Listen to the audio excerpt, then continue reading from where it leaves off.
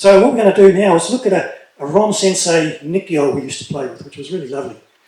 And to turn the person's hand over, what we're going to do is just bring our hand up and come to yourself with it. And all we've done is turn the person's hand over without physically fighting with the hand. Okay, so again, nice and strong for me. Here.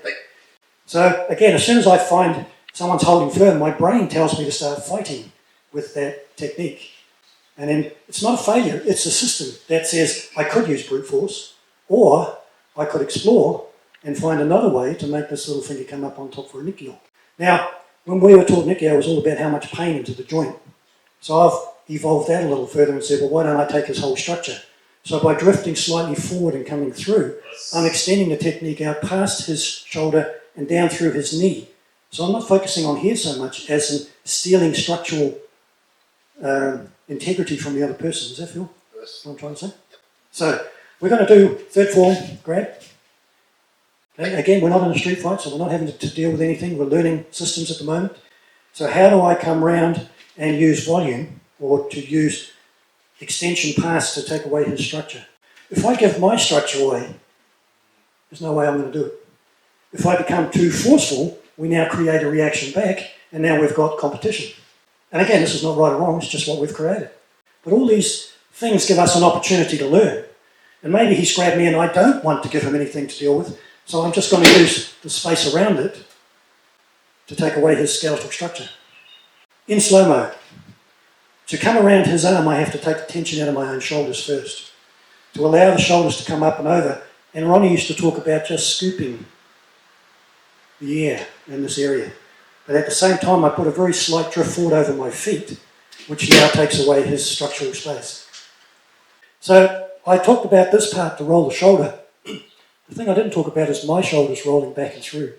That connects to my bigger muscle group, to the lats, down through and into my feet. So at the same time that I'm reaching up and over, my shoulders are rolling in the shoulder joint and I'm dropping the weight down through the back of my body structure.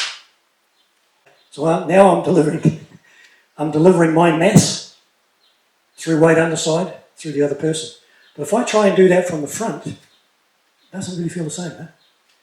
Because, yeah, it's all from here. But when I expand and I rotate my shoulders back and I drop through the lats and down into the floor behind, I'm now dropping weight underside. I'm now putting weight through the other person. How's that feel? Interesting, yeah? I'm going to give you a long form. Of course, this is no good in any fight situation. This is long form to learn a principle. So we turn 90 degrees. We turn another 90 degrees. And then as we turn back, we're dropping the weight down through the lats, down through the back. Okay? So you could feel this is the setup, delivery.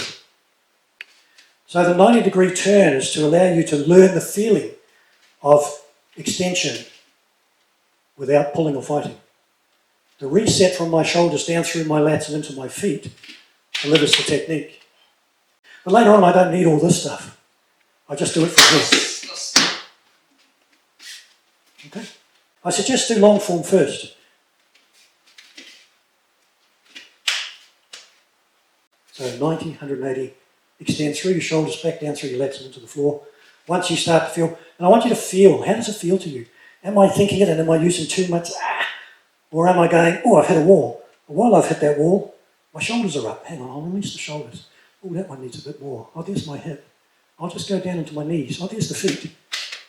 So as I'm exploring me, I'm delivering it through the other person. All right?